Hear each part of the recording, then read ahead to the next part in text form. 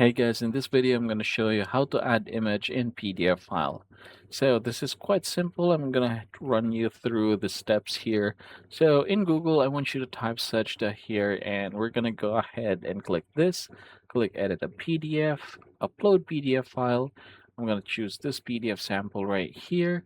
And as you can see, now we have the text, and then down below is the image. So let's go ahead and add a new page here, say for example, and if we are going to insert a new image, we can head over and click this, click new image, and then I'm gonna use this one right here, click open, and I can go ahead and put it here. So then you can use this one right here to make it bigger or to make it smaller.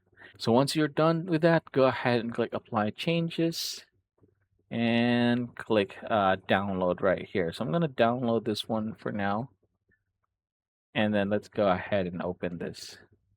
So right after opening, we can go ahead and scroll down and look for that particular file, and here it is. So yeah, now you know how to add image in PDF file. I hope this video helps you out.